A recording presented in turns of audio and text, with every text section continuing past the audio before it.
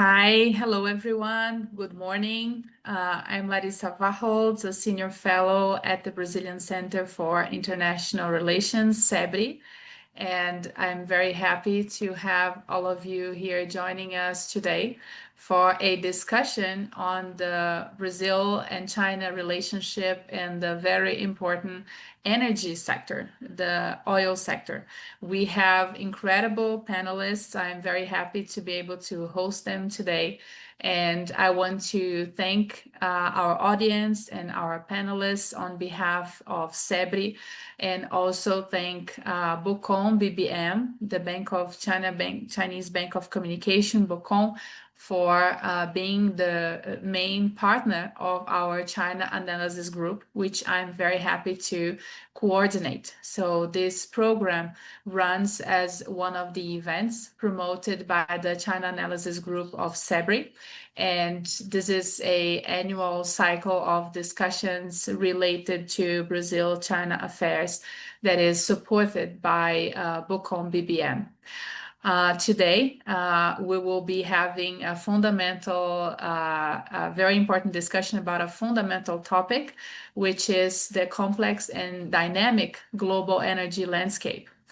Oil remains a fundamental element of energy security and also a factor of geopolitical influence, a major factor indeed. Important countries seek to diversify their supply sources while exporters consolidate their role as strategic suppliers. Brazil emerges in this scenario as an actor of growing importance. We are becoming one of the world's largest oil exporters, but with also a valuable characteristic in this sector, which is reliability. China, on the other hand, is the world's largest oil importer and a major partner of Brazil, with a very important trade relationship that has made China Brazil's largest trade partner since 2009. Although this event is about the oil sector, I must say that we fully recognize the imperative transition to a low-carbon economy. The global objective, which Brazil is part of, is to accelerate this transition in the most ambitious and efficient way possible, while recognizing that this journey must also be guided by pragmatism, which is related to the fact that oil will have an important role in the short and medium term, and we need to reconcile global energy security with our common climate goals. So this discussion today will be based on an analysis of the current relationship between Brazil and China in the oil sector, which will be guided by Pedro Henrique Batista Barbosa, a Brazilian career diplomat that has studied this sector deeply, has done his PhD in Renmin University in China, and has written a book about the results of his thesis, which he will share with us today. And our panel will also be composed by two very, very important panelists that have a long experience in this sector. Mr. Huang Yehua, who is the CEO of CNOOC, the China National Offshore Oil Corporation here in Brazil, has been working in Brazil since 2021, has a large experience in this sector, and has been a major investor in Brazil.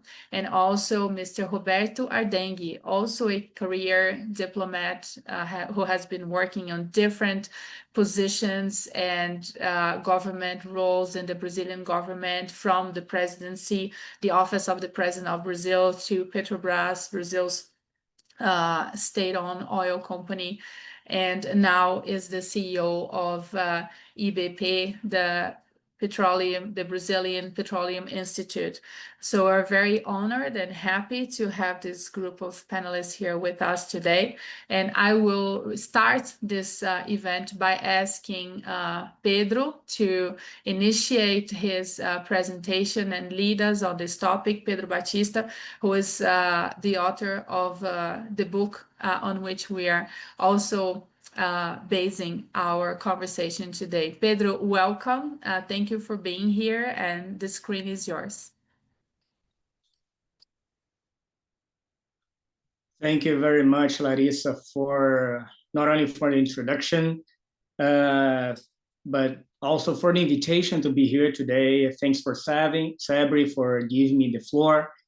And I must say, I have to confess to you that I'm super happy today, not only for having a chance to share with you some thoughts, some key findings, some conclusions, some arguments that I have been researching over the last few years.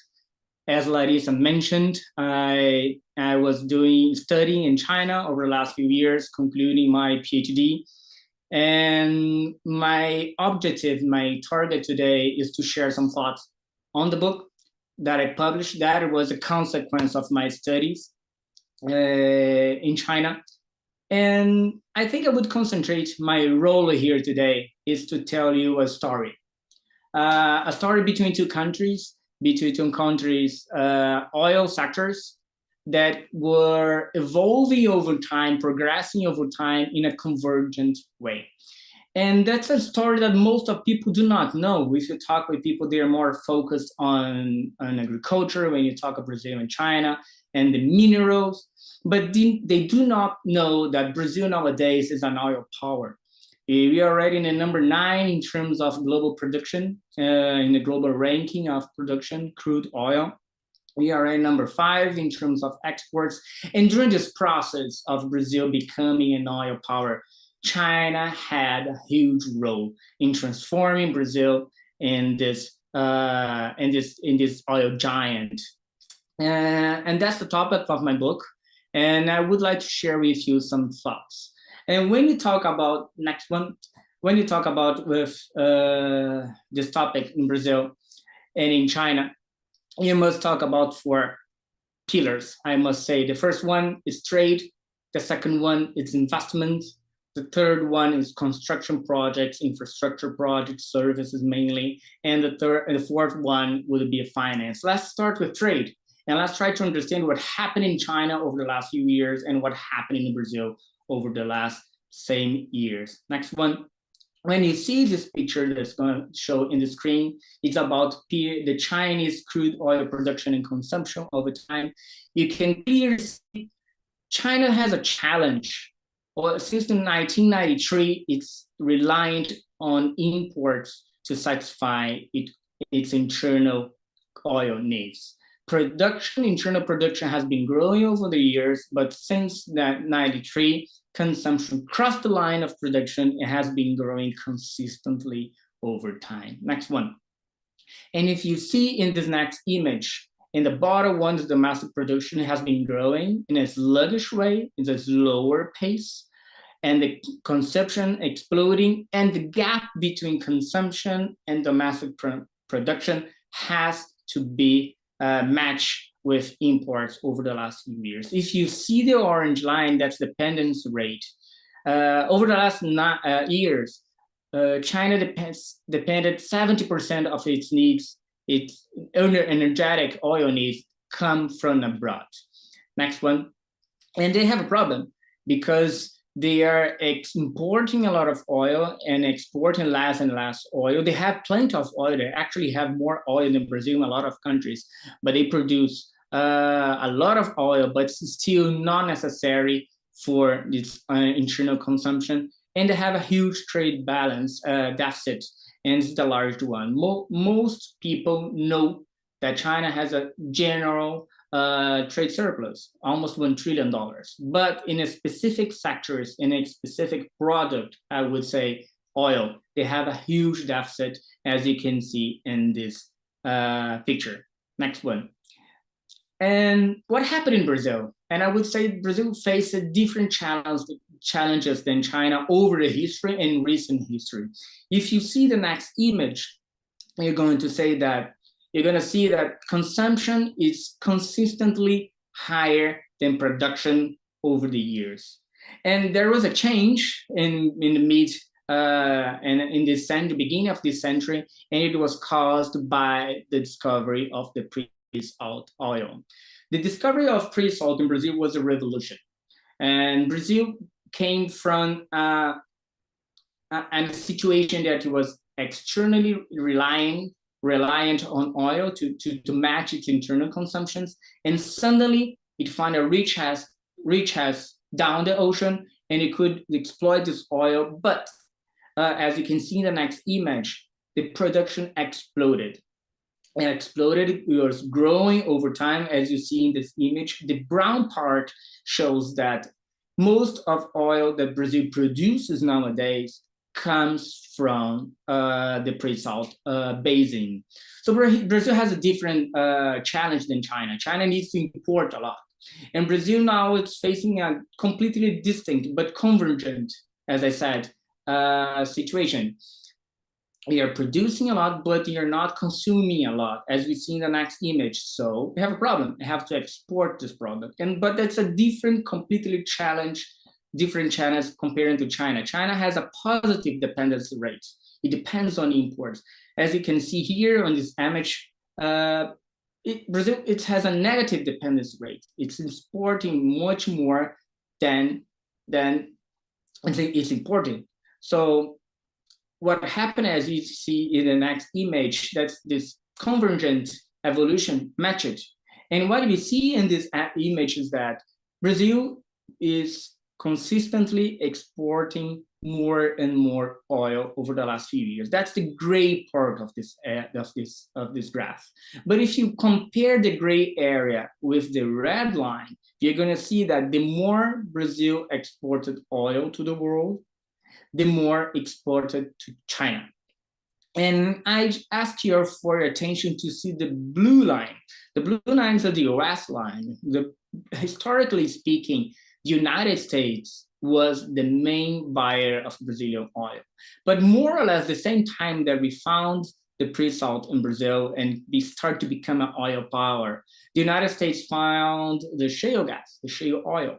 So our main partner, buyer of our oil, was less reliant on imports. So Brazil has a problem. Okay, I have plenty of oil, I'm producing this oil, I'm not consuming this oil, and I have to export. And my key partner is not buying. Who's gonna buy it? Okay, the Chinese came. Other countries, as you can see here, came as well, but the Chinese came.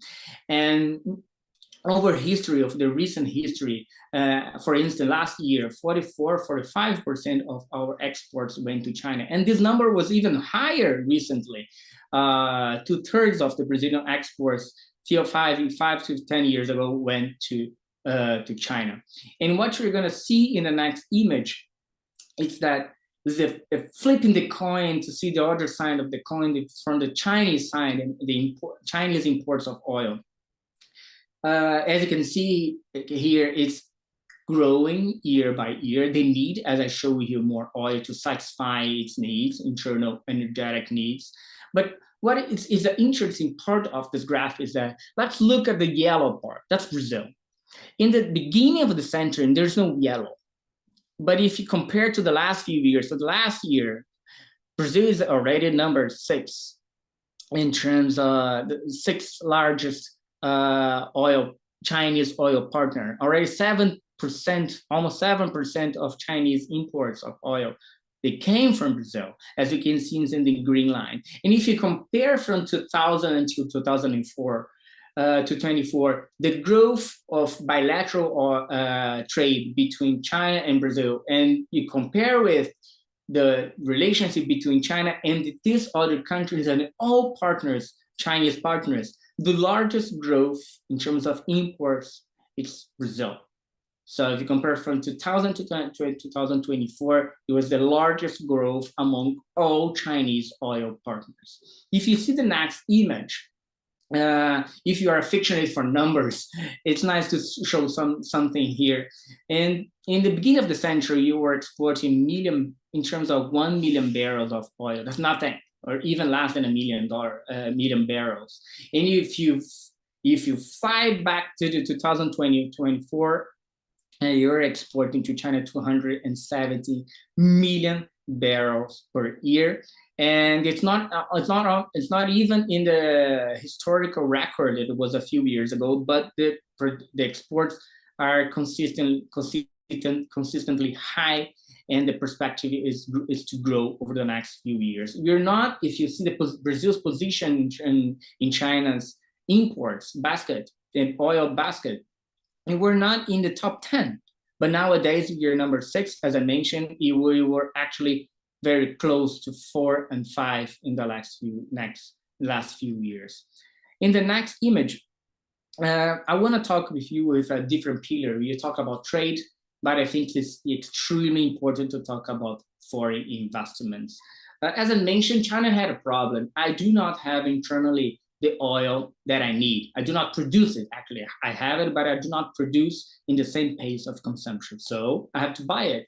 But the government told to the continents, hey, go global, go to find this oil, and not only to buy this oil, but also to produce. You can learn with different countries how to produce. You can acquire, you can buy new technologies.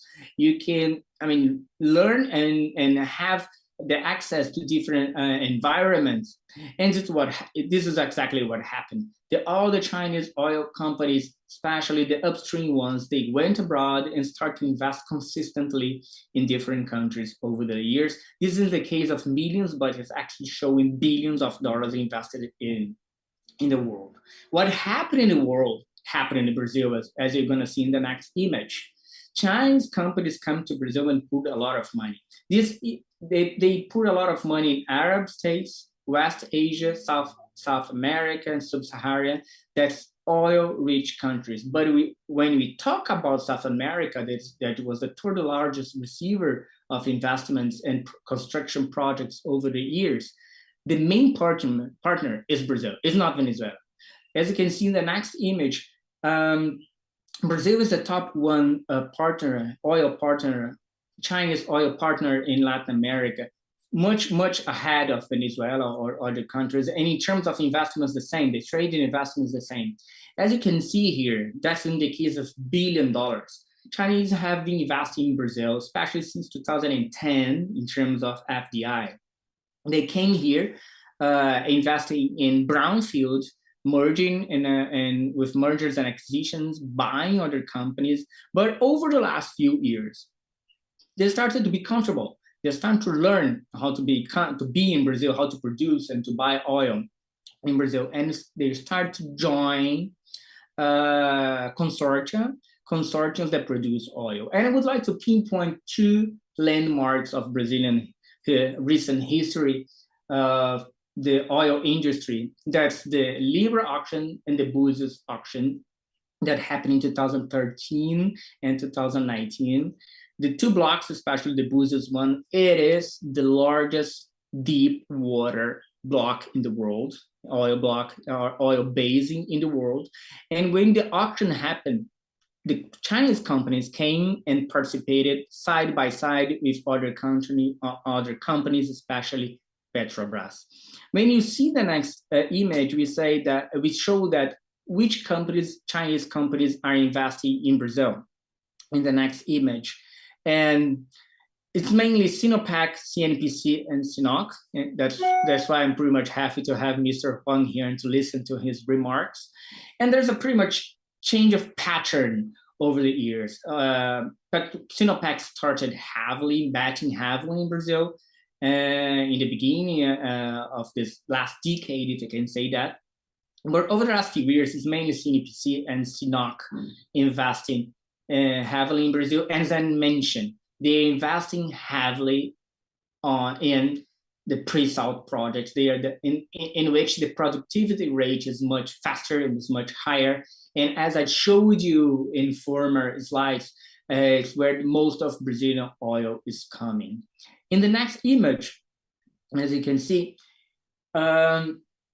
they poured so much money into the Brazilian oil industry, so it's natural they are going to produce more and more oil here.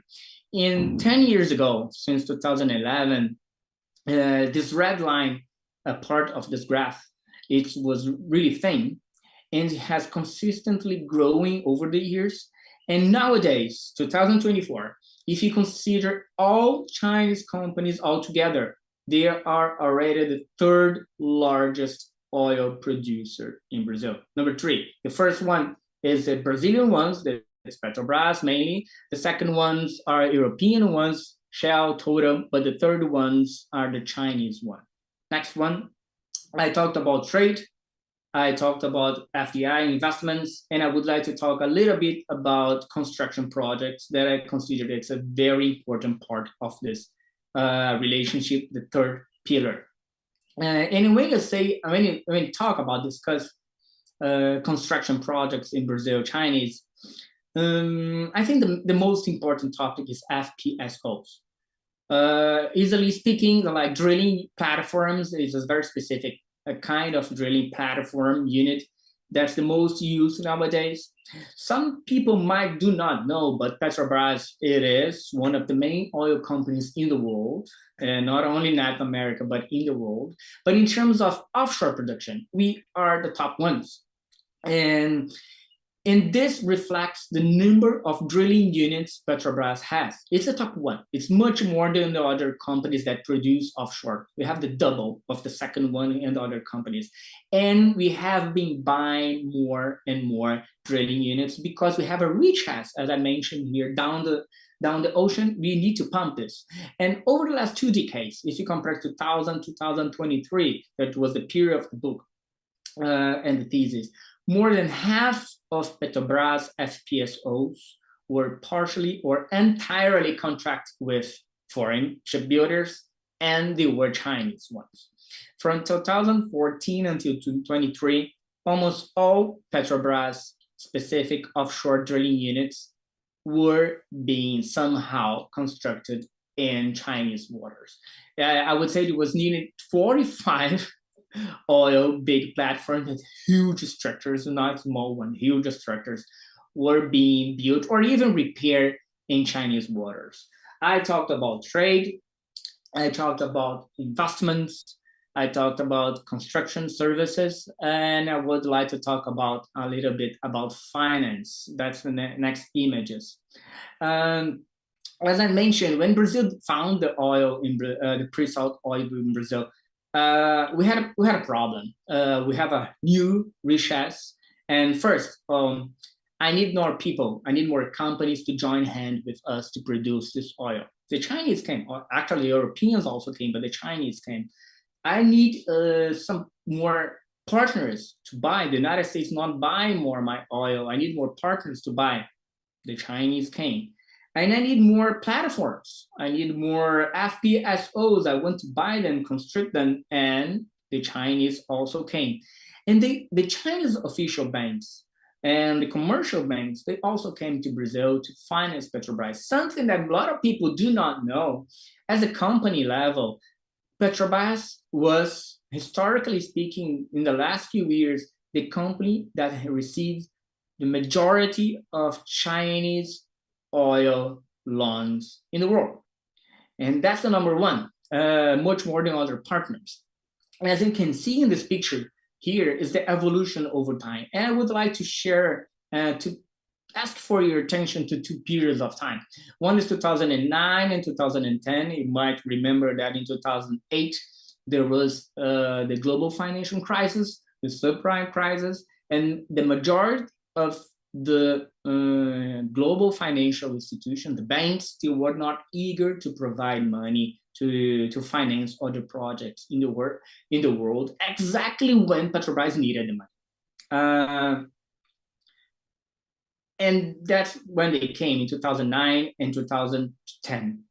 And in the different period of time in 2014 and 2016, they came again. And they came again in an important period for Petrobras and for Brazil. You might remember is in recent history, it was a very politically and economically very unstable period. Petrobras was facing a lot of difficulties in different spaces and stages, corruption investigation, and it needed more money to finance its production, to pump oil from deep from the sea. And the Chinese companies came to finance this. Next image. Besides talking about these 4 pillars of the bilateral relationship in oil, I would like to share some thoughts that what I do in my book about what I consider is what's going to happen in the future of the bilateral relationship between Brazil and China, oil relationship. if you see all the scenarios, I have been reading a lot of reports from international institutions and think tanks, consultancies, companies, and so forth and so on. They all show that, okay, China is producing more and more electric cars, EVs, especially the light cars, smaller cars. There is a transformational and a big generational change in China. But most of the scenarios, they show that China oil's demand is growing, is continuing to be high. A lot of people say that China oil's demand will peak somehow in maybe 2027. Some people say in 2030. But anyway, that China's oil demand will peak, but it will continue to be extremely high. It's not the pace of growth is not going to be faster, but it's going to buy a lot of oil. And this oil, as I show it to you, it has to come to other places, not from China, because they have this problem of lack of resources comparing to the strong demand. And at the same time, we have been experiencing a huge fast expansion of China's petrochemical industry. In terms of capacity, they are already number one. They're surpassed in the United States in the last few years. And there's still growing new units in the near future will be inaugurated. So it's going to be a giant. China is going to be the largest producer of petrochemical products in the future, and they need oil. And the other side of the history, of the story, we have the Brazilian case. And all the scenarios, not all, but most of the scenarios, they show that Brazil will jump positions in global rankings of oil producers and exporters, mainly because our fields, pre-salt fields, they didn't achieve their peak.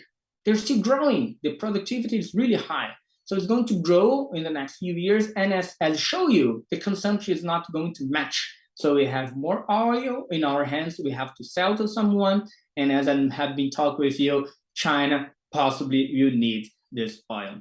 And last but not least, I personally believe one of the strategic points in the bilateral oil relationship between the two countries is the FPSOs. Brazil is an oil power. We want to be an oil power. We will be an oil power, but we have to drill this oil from deep the sea. And as I show you, most of this FPSOs, these drilling units are coming from China. We are building more and more new drilling platforms in China, and the fact they are coming in a timely way, it's really important for the future of Brazil, for our the development of the Brazilian industry, the development of the Brazilian economy, and for the relationship between the two countries. Thank you very much once again for the chance. I have a lot to say to you about my research. But I try to summarize the main topics, the key findings that I have studied over the last few years. And I'm very eager to listen for your comments and for the presentation from Mr. Huang and Mr. Ardenghy. Thank you very much.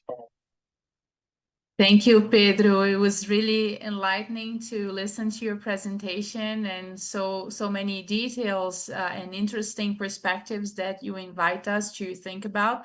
Thank you for your work. And I'll also like to invite now Mr. Huang Yehua to give us his thoughts.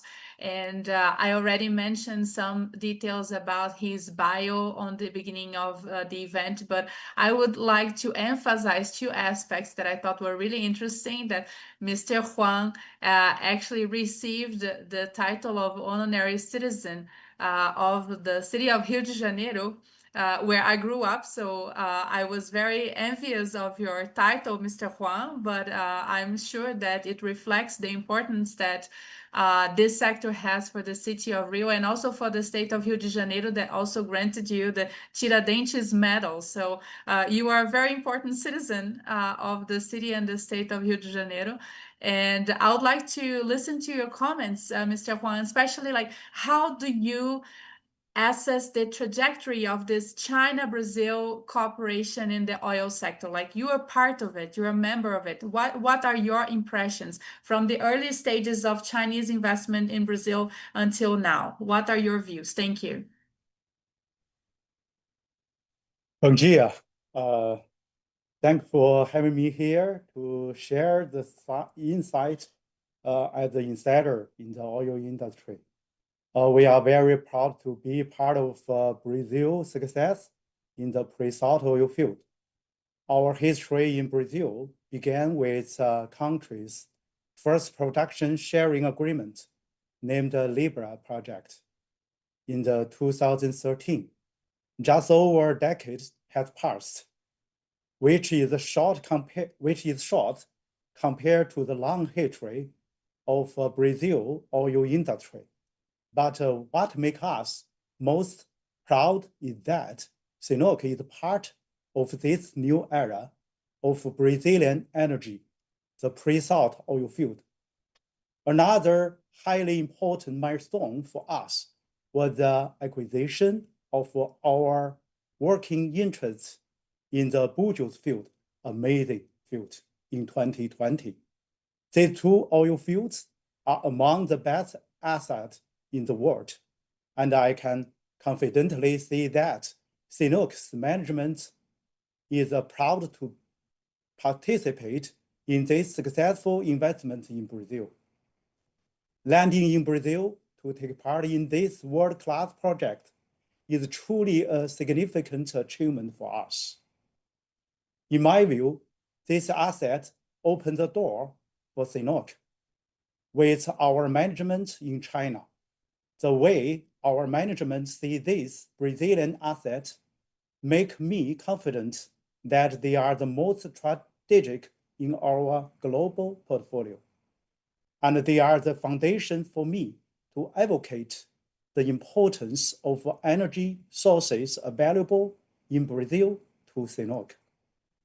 From our first participation in 2013, our engagement in core asset in 2020, China-Brazil Oil Cooperation has advanced from initial exploration to deep integration and win-win cooperation.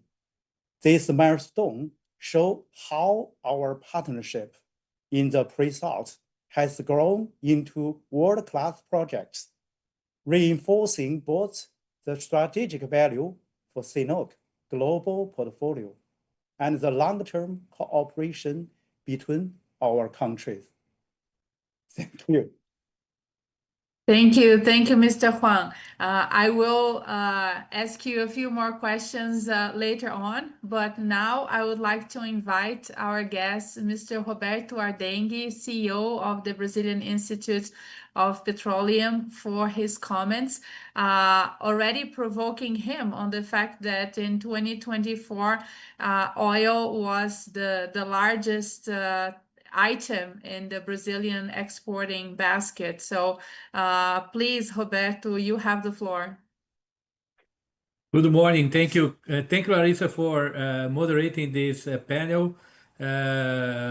Also, let me recognize Huang and the amazing work that CNOOC is doing in Brazil. It's not by coincidence, Larissa, that Huang received the Tiradentes medal, and he is officially a citizen of Rio de Janeiro, because this is a recognition of how the company is committed to the development of the Brazilian energy sector, and especially in the oil and gas sector. And but let me say how was a pleasure to listen to Pedro, Henrique, Batista, and the vision that he showed to us about the progress of this cooperation with China in the oil industry. In my opinion, apparently the oil and gas cooperation and trade is a kind of a hidden treasure of our trade balance, because very few people talk about this issue publicly. I don't know, people talk a lot about our trade with China, especially with the agriculture and food sector. But as you can see by the numbers, the cooperation and the improvement that we have seen over the years in the oil sector is amazing. And it's amazing because, as Pedro showed us, China really needs the supply from foreign oil to cope with the rising demand. But also because Brazil has shown a lot of qualities and to supply this kind of demand. First, you mentioned also, Larissa, the reliability of our supply. So Brazil has been showing as a very good partner and a very reliable partner with China when it takes in terms of the oil industry. We have been able to supply consistently the needs for the China demand in a very steady and reliable way. Second, let me also highlight some of the characteristics of the pre-salt. One mentioned here the high productivity of the wells and the reserve that we have in the pre-salt. But also this oil is a very high quality oil, is one oil that we see in the market as medium sweet. So this is an oil with a very light oil, very high level of API grade, so showing a low viscosity in the oil, but also is a low sulfur and low carbon oil. Because of the work that Petrobras and the partners, including CNOOC and other companies together with Petrobras, all the projects in the pre-salt, we have been using a technology in which we reduce dramatically the carbon emitted by a barrel of oil. In international average standards, when you produce a barrel of oil, you emit 25 kilos of CO2 per barrel. We have done the same barrel in the pre-salt of Brazil with around 7 to 10 kilos of CO2. So 1/3 of the international average. So this is very important because we are talking about decarbonization, we are talking about sustainability.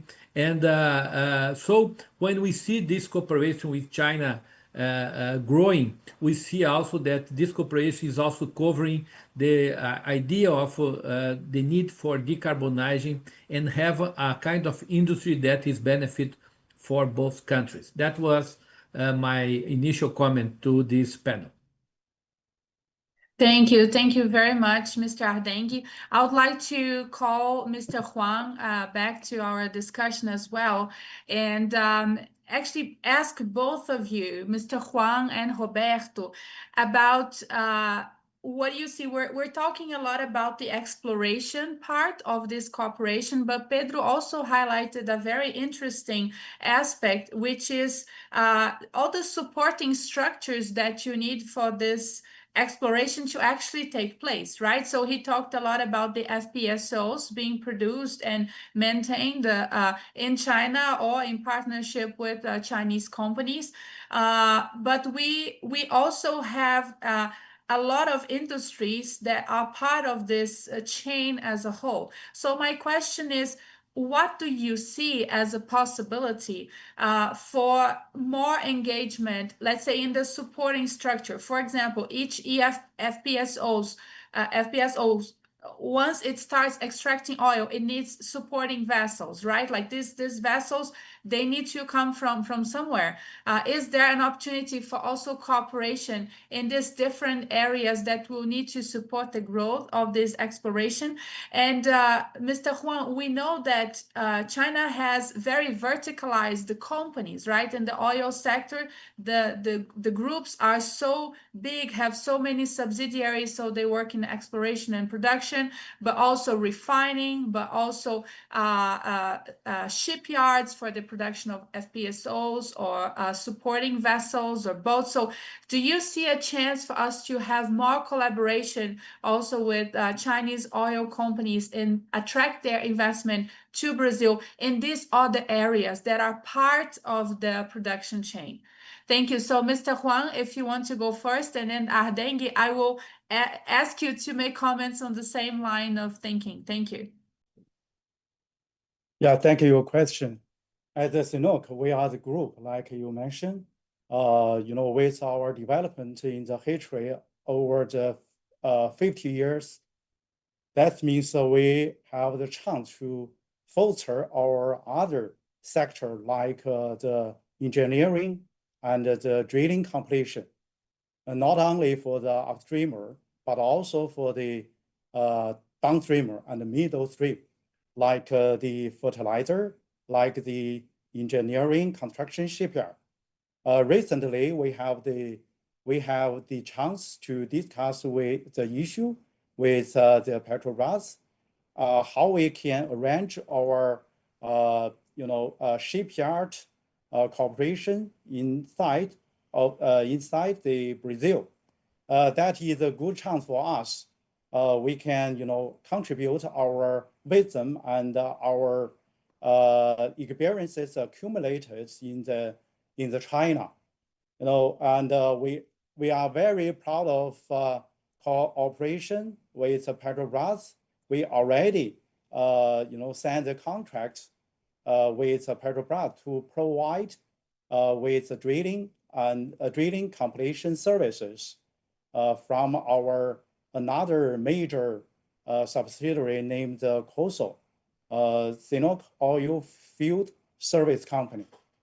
That means we have a very broad field we can cooperate, and we also have the very friendly negotiation with Horizon, located in the São Paulo, and in this May, they sent the delegation to Beijing, and we almost finished MOU with Horizon to cooperate with production of second generation ethanol and fertilizer as well.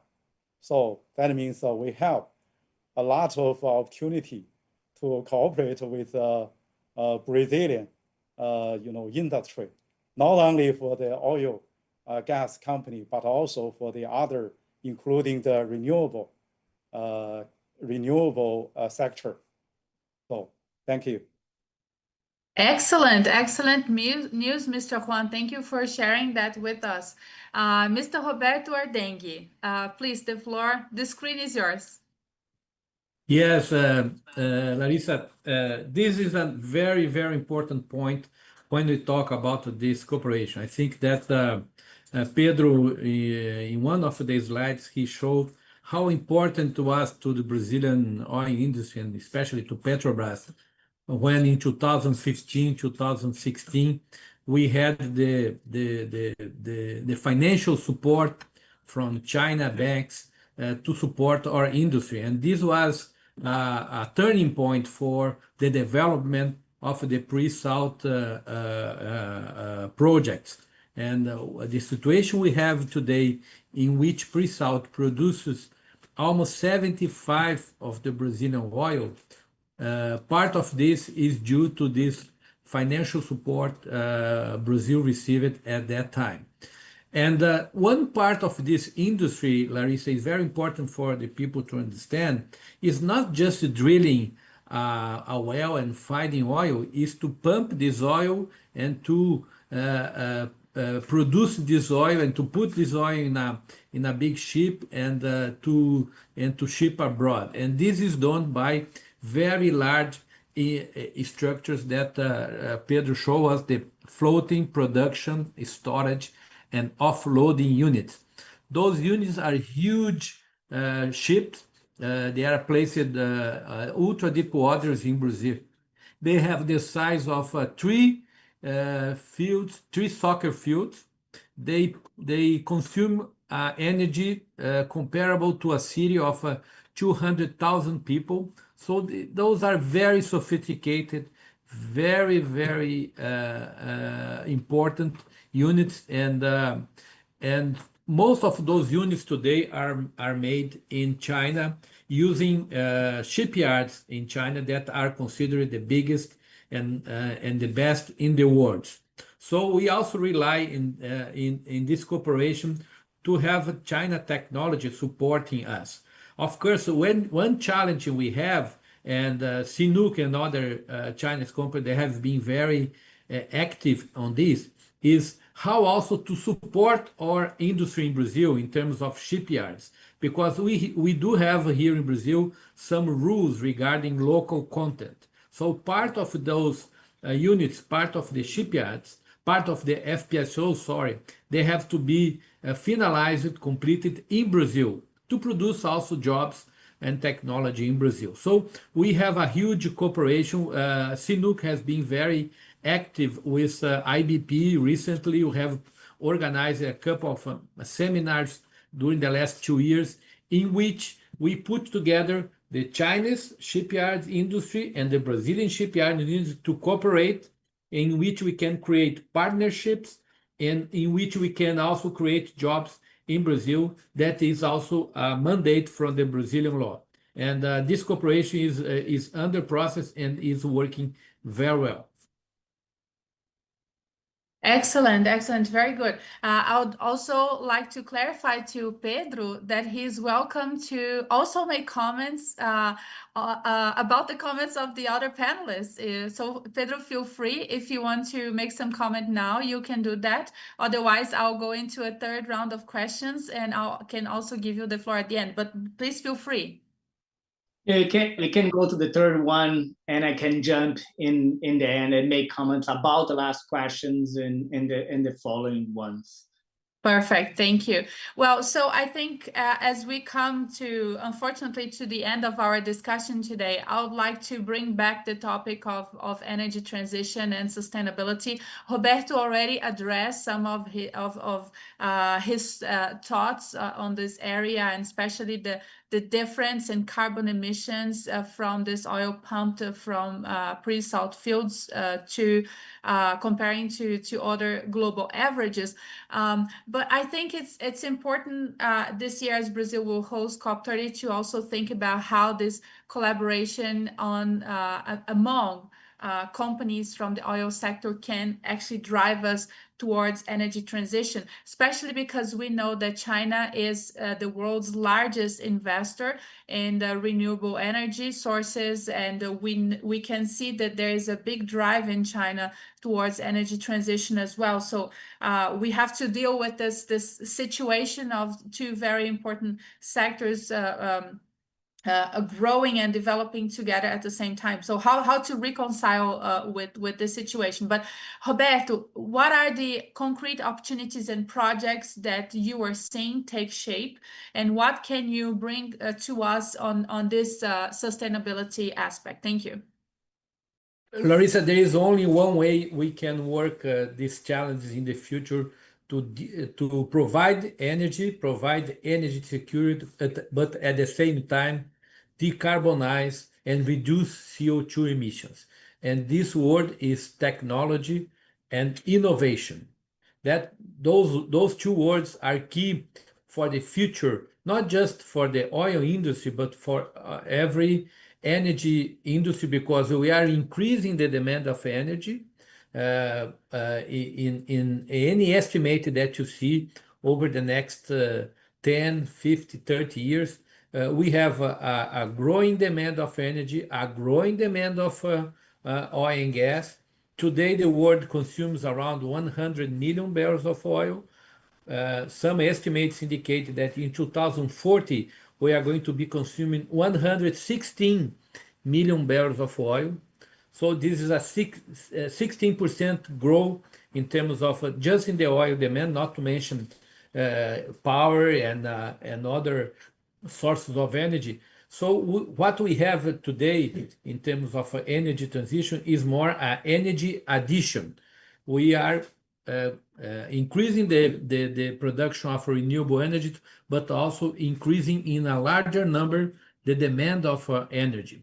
So I see a lot of opportunities for cooperate with China. China has been leading the world in terms of technology. I have seen the articles and how China is focused on technology, and I think that Brazil we should benefit a lot if we increase the links with China in terms of exchange of technology, understanding what are the lines of innovations they have for the energy industry to bring more efficiency to the market, to provide decarbonization, and maybe we are going to be able to continue to produce oil, but in a more decarbonized way. Thank you, Ardenghy. Mr. Huang, would you like to make some comments about your views on the opportunities for collaboration on sustainability? I know you already addressed the topic of the MOU with Raizen, and that's a very good news, very important. But we also know that China has a clear path with goals and commitments on time, on how to, when to achieve these goals. So the very specific targets. If you want to share something about that with us, please do. Yeah, well, I believe the company that doesn't implement in its business the sustainability and the decarbonization goal will fail in the years to come. So CNOOC know very clear that we work for the global society, and we have our ear wide open for the demand as such. Demands be understood and addressed on the realistic approach. We are evolving fast. We proudly see that the carbon footprint of our Brazilian oil field is low when compared to the global average. Looking ahead, CNOOC has planned to bring to Brazil its extensive experience with renewable and low carbon project. Just as I mentioned, we already have an initiative cooperation with Raizen for the second generation ethanol and green fertilizer. In China, we successfully developed the Guanlan offshore wind farm. This wind farm located about 130 kilometers off the coast in water. The water depth of near to the 120 meters. That means over 200 kilometers far away from the coast and over 100 meter water depth. With an installed capacity of nearly 500 megawatt, Guanlan generates around 1.5 billion kilowatt hours of clean electricity annually, enough to power more than 500,000 houses, while reducing carbon emission by over 1.4 million tons per year. This project is fully connected to the Chinese grid, directly supporting residential demand, and demonstrate how offshore expertise from the oil and gas industry can be applied to large-scale renewable energy. I'm anxious to take this step and write CNOOC on Brazil's history of one of the cleanest countries in the world. At the same time, CNOOC has been advancing concrete CCUS project, carbon storage and carbon utilization. In China, we pioneered the Enping offshore CCUS initiative, the Enping in the south of China Sea, capturing CO2 from oil production and storing up to 1 million tons annually, and the seabed from the South China Sea were boosting oil recovery. We also implement CCS in the Bozhong project. I used to be the deputy general manager of Bohai oil field. This Bozhong project in the Bohai oil field, the largest producer in China. Rejecting CO2 to enhance production and sequester substantial emission. In addition, we are evaluating a large-scale CCUS hub with a potential capacity of up to 10 million tons a year, demonstrating our commitment to scalable and innovative carbon management. I'm eager to take this step and contribute to Brazil's trajectory as one of the cleanest energy producer in the world. So we work together for this goal. Thank you. Thank you, Mr. Huang, for sharing these plans and these details with us. We're very happy to hear that. Pedro, I think this is a good time for you to comment on the overall discussion that we had today.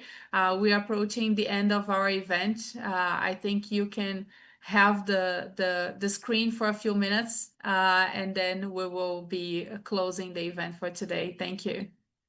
Thank you, Larissa. It was very insightful to listen to Ardenghy, Mr. Ardenghy and Mr. Huang comments over the last few minutes. And I pretty much agree with them in several topics and most of them. But what I have been researching about and what I have been thinking about the future of the bilateral relationship, we have built a very interesting, very beautiful and complementary oil relationship between Brazil and China, and what China needed and what Brazil needed, it was convergent. But I think we arrived at a point that we can try to think and maybe do the next step. And I personally believe we can develop or at least upgrade our bilateral oil relationship or win-win cooperation, as some people say. And it was mentioned about the FPSO projects in Brazil. Brazil nowadays relies on Chinese water to bring this drilling units to Brazil, the shipbuilding. And as we saw in the last few years, it is one of the main objectives of the current government of President Lula to the renewal, the rebirth of our shipbuilding industry. And I think China that has nowadays more than 50% of the global tonnage in terms of commercial ships, and the building of commercial ships, more than half comes from China. I think China can help us a lot with to match these legal obligations that we have to Brazil of local production. And I think we personally can learn a lot of China, how to build better, more efficient, more productive, and mainly more sustainable, environmentally speaking, more sustainable floating units. It's over the history of the energy industry, people talk a lot about two topics that are like an important equilibrium and to have between affordability. You need to buy energy in affordable price. You also need stability to secure these resources to be stable coming to your country. But the third pillar that came in the last few years is sustainability. You cannot talk about energy nowadays only in terms of price or in terms of assets, but you have to talk about sustainability. And that's the point I came here. I do believe that we can upgrade our cooperation in the energy sector. We are talking about oil. And I was really happy to listen to Mr. Huang's remarks. I can show an example of Petrobras. Petrobras is moving from an oil company to a global energy company and a sustainable and environmentally sustainable company. Mr. Ardenghy mentioned how the pre-salt is very important in terms of less emissions of carbon. But Mr. Huang also mentioned the fact that China is a giant in terms of offshore wind production, wind power production. And one of the main targets of Petrobras in Brazil in the last few years is to increase our wind power production on the sea.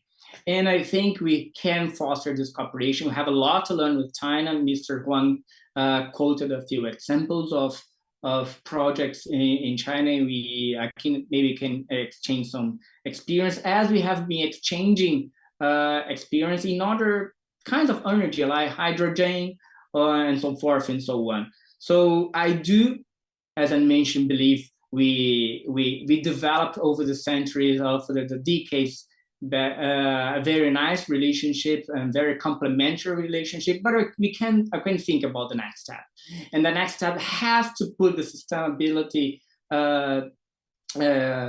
component into the discussion, and also has to put the necessity of Brazil to develop its oil industry, not in terms of production, but also in terms of naval production of ships, and not only ships, but FPSOs. Thank you. Thank you very much, Pedro. This was a great event for me. I learned so much. I know there are questions that were not answered from the audience. We had a Q&A on. I tried to address some of those, but I would also like to recommend that if you had some question, if you want to get in touch with the panelists, you can also reach us out on LinkedIn. You can write to CEBRI and we'll try to get your questions answered. And thank you for sending the questions anyway. So we are very happy with the conversation today. It was really a pleasure to have such great speakers that devoted their time to us this morning. We had a record number of people registering to watch this event. So I think it's really a result of the fact that the panelists were great and a lot of people were interested in joining us, and I'm sure that online afterwards they can watch it as well.